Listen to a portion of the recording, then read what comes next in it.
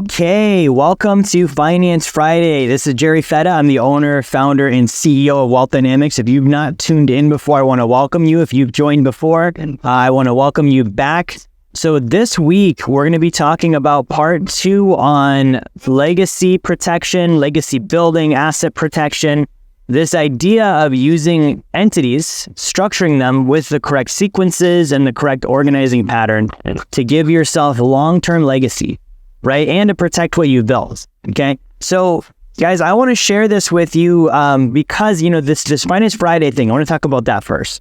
I've been doing this every week for 4 or 5 years now. We took a little break, right? We've been going at this for quite some time. But the reason I do these Finance Friday webinars is to share financial education. Right? So my vision is a world where the majority of wealth is controlled by good people who use it to make the world a better place. Right? And so that can't happen if the information is kept, right? It's staying secret. It's something we don't know about. And I want to share something with you as a viewpoint. There really are no secrets in life, right? The idea that there are secrets, right? Things that are they're held back. We're not going to know them. They're only known by a few people. Really, a secret is a victim's way of describing lack of awareness.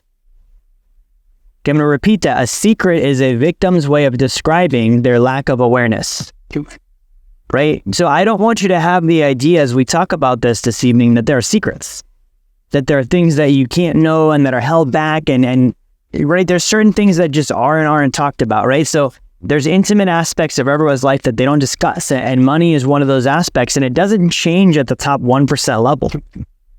Right. And so part of my backstory is if you don't know, I grew up in the lower class, lower income, right? Free lunch, subsidy school programs. When I was 8 years old, we lost a house and my mom and dad got divorced. Car got taken away. We were homeless on both mom's side and dad's side, all in the same summer. Right. And I felt like money was a secret. I felt like it was a secret. I felt like there was rules that I didn't know about. And there were things that you just would never know about money. And it wasn't just a secret. It was also a mystery. It was like, not only is it a secret, but it's complex and it's hard to understand. And as I started to learn about finances and I started taking more responsibility for that area of my life, I started to realize that all of this stuff comes down to 2 things, right? Basic math, arithmetic, right? Add, subtract, multiply, divide, and vocabulary. And so what I quickly learned is if you have the ability to use a dictionary and a calculator, you can understand most things finance. Right? But this then comes back to one more thing. I believe that somebody would only learn about finance if they're willing to take responsibility for it.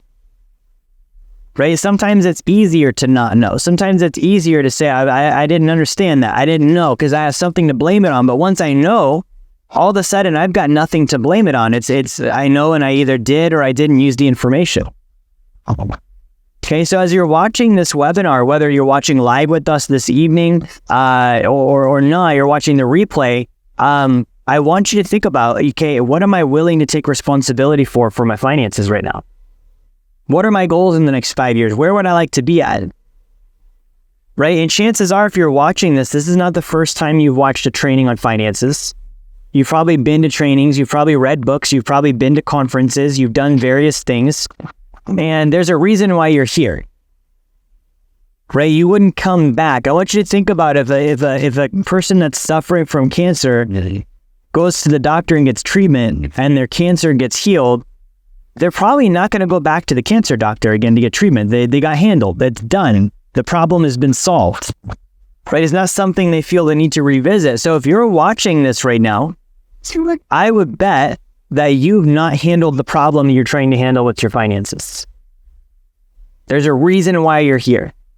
And I want you to think about what that reason is and have that at the forefront of your mind as you watch this, because we're going to talk about some very great asset protection stuff, some advanced legacy planning stuff, but there's a lot more than just that, right? And this is one of the fundamentals, right? So guys, I want to talk to you about my story as it relates to my firsthand experience with legacy and asset protection.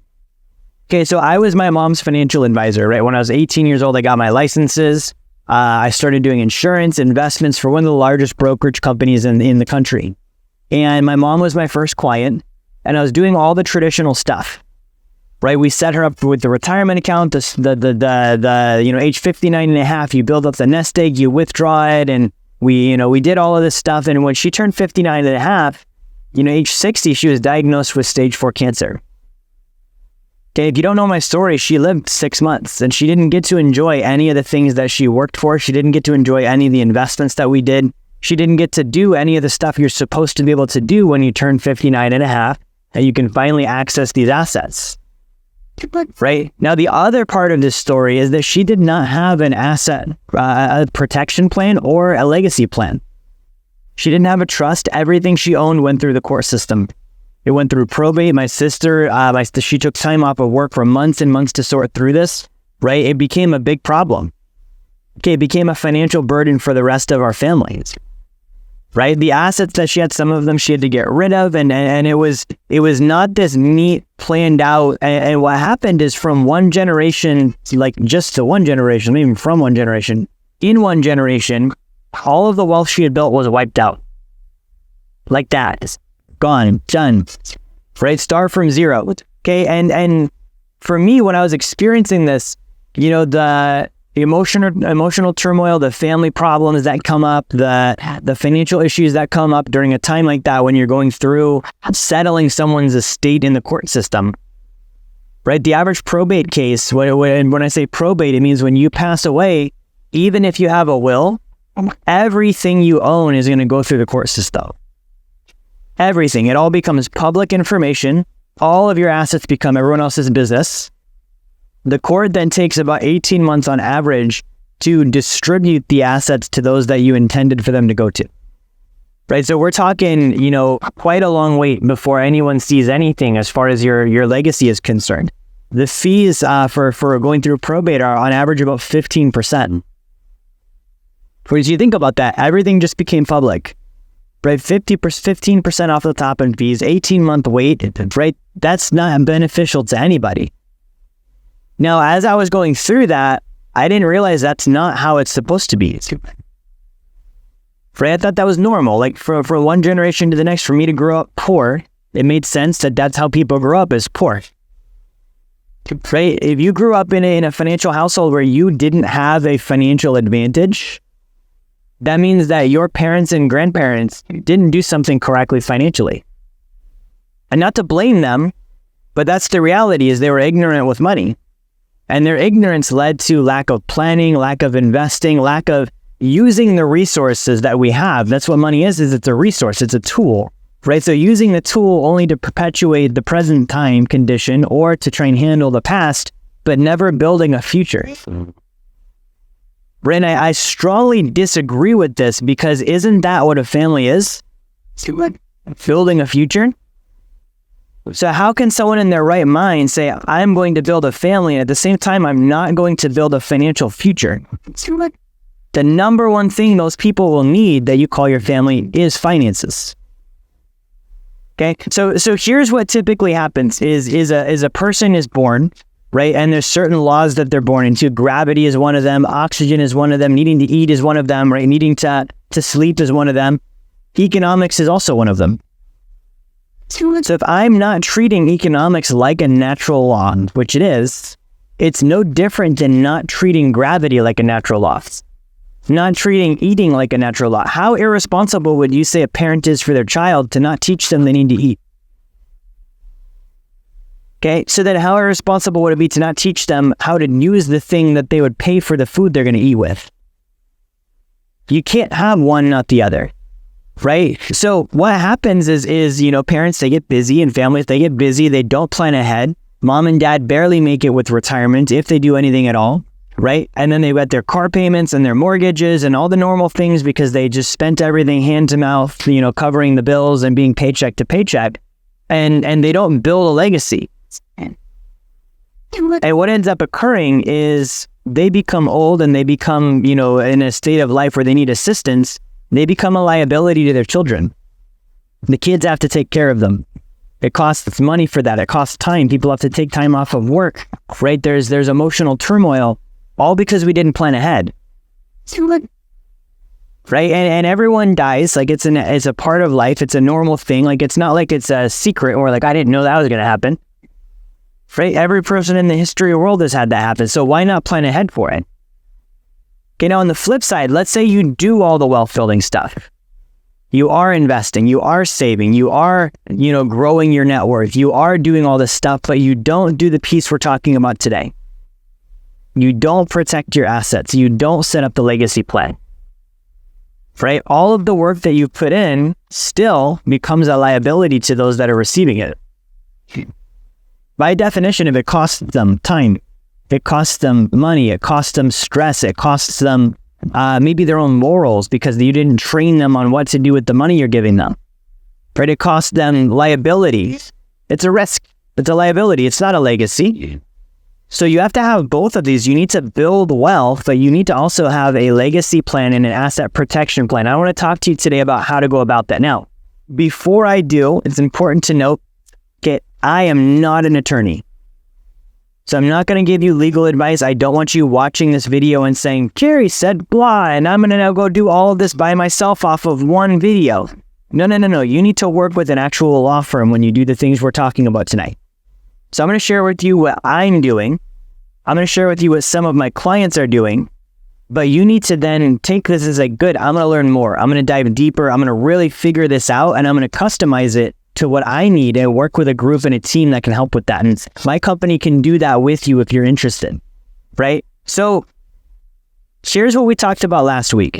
Okay, we talked about the idea that you have your family trust, right? You have your family trust.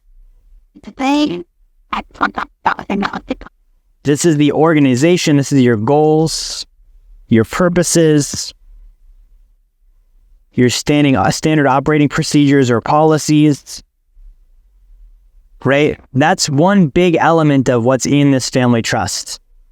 Okay. Beneath this family trust, you also have your banking system, right? So your family trust has its own economy. This is the banking system. This is the sacred account that we talk about, right? So you have this owned by the family trust. You can have it set up to where your trust owns the life insurance. The trust is also the beneficiary of the life insurance, right? But this is something that's perpetual, right? That banking system allows you to be the bank, right? To do the exact thing the wealthy have done. Okay, but the family trust describes the goals. What are the goals of our family financially speaking? What's the impact we're trying to make on the world around us? What are the rules that we operate by? Right, so what are the standard operating procedures? How do we invest? When do we take money out? Who takes money out? Why do they get to? When do we have life insurance put in place? Right? How do we handle taxes? How do we handle philanthropy? That's all in the family trust. Okay. Now, there's an element of protection from probate specifically. Right? So what happens is because I have a trust and my trust owns all of my assets, when I die, I don't physically own anything. Because I don't physically own anything, right? What happens is instead, my trust owns it all. Right? And because my trust owns it all, I don't have to worry about probate because it doesn't go through the court system. Now, when my trust didn't die, you see what I'm saying? So my trust would own my house, my car, my life insurance, my businesses, my investments, my everything. So that when I pass away, Jerry Fetta's name was on nothing. There's no probate case. It's open, shut, done. Right? The trust instead stays alive and it starts to manage and distribute and grow the assets the way that I intended. Okay? So that's how a trust works. Now, underneath all of this, here's the structure that you want to be looking at. Okay, because a trust only really protects against the probate aspect. If you're super high risk, you may want to have what's called a domestic asset protection trusts. Right? This gives you a second trust for the purpose of protection from creditors, lawsuits, those types of things. Right? And so your trust is like the main family organization. Right? Your wife, your kids, your husband, your grandkids, your all of the people who are involved in your family as well. They're up here at the trust level. Okay? But you want to put separation between everything that's going to happen down here, which we're going to describe, and everything that's happening up here at the family level. So this is like putting like a moat with like crocodiles and alligators and stuff, and nobody's going to be able to cross this. It's like a castle with the moat around it. Okay, the domestic asset protection trust creates that. So if someone pierces any of the stuff we're going to have going on down here, you have this last layer of protection. Okay, now let's talk about the stuff that's going to go on down here for a second. We've got the domestic trust. Not everyone needs that, by the way. If you're like, I own a house and I have a retirement account, you probably don't need a domestic asset protection trust. If you're owning a business that your brand and your name is clearly associated with, or you own investments that like rentals or something that's high risk that your name is clearly associated with, you want to have a domestic asset protection trust potentially for that. You'd want to consult with your attorney on the specifics of this, right? But let's say whether you do or don't, let's just talk about what's happening down here, right? So you have we're just going to call this a DAPT, D-A-P-T. You have your DAPT here, right? And then you're going to have your assets here, right? Typically, the DAPT is going to have in between here, you're going to have an anonymous holding company. It's an LLC, that's your holding company. And then that holding company is going to have other anonymous LLCs. Right? This is how mine is set up. This is how many of my clients have ours set up, right? We work with the Asset Protection Institute on this, right? You can have as many of these LLCs as you want to, right? But let's say that this one is a rental property. Let's say this one is a business, right? This one, let's say, is private lending.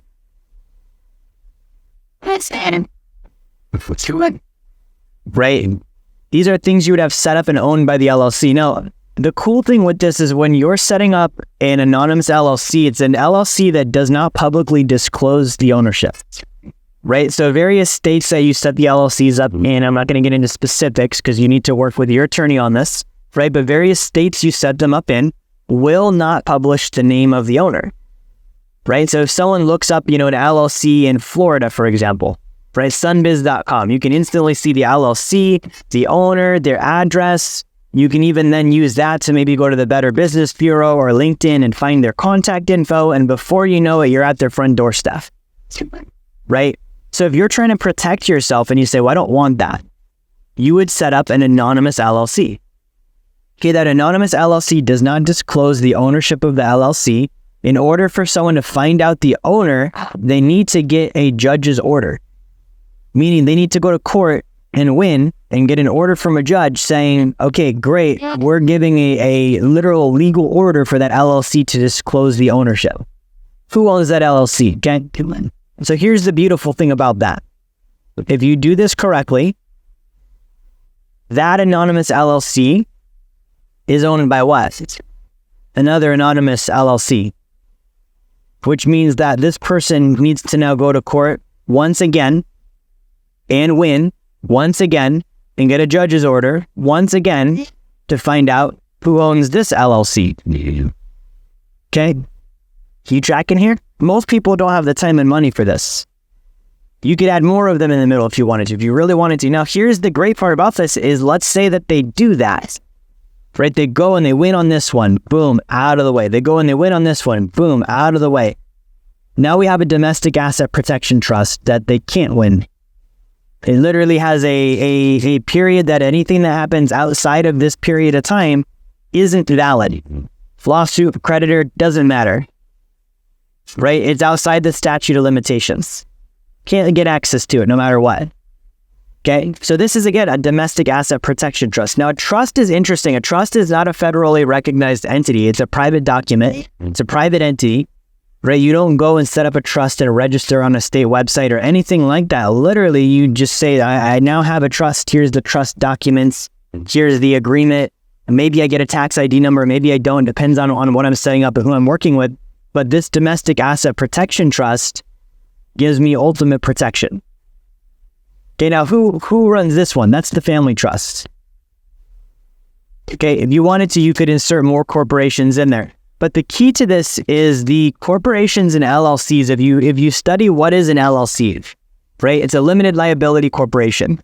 So it literally is creating an entity and separating it from you and limiting your liability as the owner of that entity. Right? It's called a corporate veil of protection. You have separation between you and the entity. What happens in the entity doesn't happen with you. Your assets are not the entity's assets. Okay? So the other part of this that you'll see sometimes is obviously these entities all have income. Right? And so we then have the question of, okay, well, if I have an LLC and I do get somebody going after it and I have a lawsuit or a creditor or whatever it may be, right? Let's say they do, what about the money that's here? Okay, and so up here, you could have a management corporation. And that management corporation essentially is the financial funnel, right? All of the money flows from the LLCs up here. And all this corporation does is management. They're not involved in the day-to-day operations. They just collect the money and send the money up to, you could send it up to your family trust. You could send it to another company, right? But that essentially strips the income out of the LLC so that if something did happen, you're not taking big losses here on income, reserves, and assets, right? That management corporation here, guys, this is typically where I would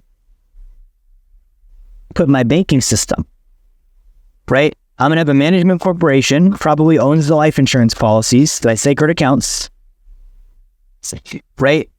And the reason why this exists is these sacred accounts would loan money to start the LLCs up and then take loan income back.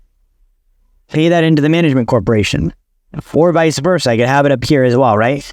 The nice thing with the sacred accounts is those sacred accounts are also creditor proof, right? They're also guaranteed against loss. They're lawsuit proof. They have all of the similar protections we're discussing on the LLCs, right? So why am I going over this? Because as you build wealth in the world that we live in today, you can and will become a target, right? And you go through different levels of overcoming adversity as you're doing this wealth thing. And the first level is your willingness to build wealth, right? The willingness to actually pursue it, right? The second level is your knowledge, right? Third level is as you start learning and you start doing these things, you realize, man, this isn't passive at all. I don't have the team, the resources, the bandwidth. That's why a lot of people get stumped and they're like, I'm just going to give it to a financial advisor, right? When you finally get there, right, you're gonna have risk. You're gonna have people that might target you. You're gonna have a lot of legal liability. You're gonna have creditors. You're gonna have all of these different potentials, right? Plus, you're gonna have taxes. You're gonna have probate, and these are the things that will for sure come up in the future. And so my purpose in sharing this with you tonight is to give you the concepts, right? I believe everybody should have a trust. Everybody should have a trust that's secondary to your banking system. You should have your banking system. You should have your trust. Okay? Everybody should have that piece of their estate plan. Everyone should have at least one LLC with that trust. Right? And how far below you go in that structuring the entities and the organization of it all, that's between you and your attorney. Right? But if you don't have your trust and your LLC and you don't have your sacred account, those are the starting points. Right? And you can get into, tax-free corporations in Dubai and Cook Island trusts and all sorts of really cool stuff, but it starts here. Right? So if you're watching this right now and you don't have your sacred account, you do not have your banking system, right? The root of the word economy means to manage a personal household. So you are an economy. You and your family are an economy, and an economy has a banking system. So if you are using someone else's banking system, you need to have your own instead.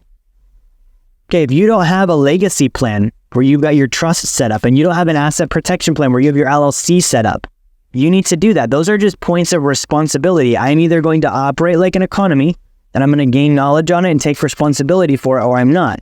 If I am, these are the first two steps from an action standpoint. Okay, now let me talk to you really quickly before we sign out on the banking thing, right? Because you might be watching this like, why would I set up my own banking system? Okay, so you probably use a bank right now, right? And the big question that all of us can ask ourselves, and it's a legitimate question, is why is my net worth not higher? How come I'm not building more wealth faster? Right? And the whole banking system and the sacred account thing, it works like this. If I was hungry, I would put food in my body, not someone else's body. You're tracking with my logic on that, right? Like, I'm the one that's hungry. If I have food, it would make sense that I feed myself first because I am the one that has hunger. If I'm feeding someone else's body instead of mine, I wouldn't wonder why I'm still hungry. I'd be like, oh, because I gave my food to them instead. Okay? So hold that thought. Now I want you to switch it to money. If I'm not building wealth at the rate that I want to, if my net worth is not where I want it to be, and I'm receiving money, I have income and I have savings, but I'm putting those resources into someone else's bank instead of my own, is the equivalent of me being hungry and feeding someone else's body instead of my own body. You would never do that. It doesn't make sense. And if I pointed out that you were doing it, you're like, oh, you're right. That's ridiculous. But as soon as it's, oh, you need to start your own banking system. Well, I don't know about that, right? If you're not building wealth, it's because you're taking the resources you get and giving it to someone else for them to build wealth with instead of you. You're taking the food that you get and feeding it to someone else instead of eating it for your own hunger. And that's why it's not working. Okay, so guys, that's all I have for you tonight. I do want to give you a copy of my free book. So if you're watching this right now, I want to give you a copy of my book here. Let me just grab the link from my team because we recently changed all this stuff up. So guys, the book here is Blueprint to Financial Freedom. Right? And I wrote this several years back. And the reason I wrote this is the amount of confusion that I went through to figure out what do the 1% actually do. Right? What are their strategies? What are their tactics? What are the things that they actually did historically to build wealth? The amount of time and confusion that took me to uncover it. Right? To trace it down and to write it up and say, good, this is what they do.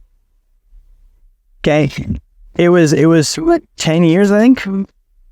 It's not workable for the average person. Right? It's not something that the average person can do. And so when you think about, okay, what would be a barrier to someone building wealth, and what would be a barrier to my vision of, a world where the majority of wealth is owned and controlled by good people who use it to make the world a better place? A barrier to that would be, it's too much work. It's too confusing. It feels like a secret, right? The awareness level of the average person isn't there, and then the information is not accessible. So I wrote this book, Blueprint to Financial Freedom. I'm going to put the link here on the screen. So if you go to the blueprintofinancialfreedom.com, okay, the blueprintofinancialfreedom.com. I know that's a big URL, so I'm going to make sure it's highlighted so you see it. The blueprintofinancialfreedom.com. If you go there, you can get a free copy of the book, right? And as you read this, it's either going to resound with you or it's not. It's resounded for many, many people across the country, even the world at this point. And if you'd like help with this, that's the place to start. Okay, grab a free copy. You cover your shipping, right? I'll send the book out to you. My team will send the book out to you, right? And we'll even check in with you and see if you'd like any one-on-one help as you're reading it. But start there. Read the book, get the information in your hands, gain the awareness level so that you can start to pursue this stuff. That's all I've got for you this evening. Thanks for watching, and I'll see you next week on Finance Friday.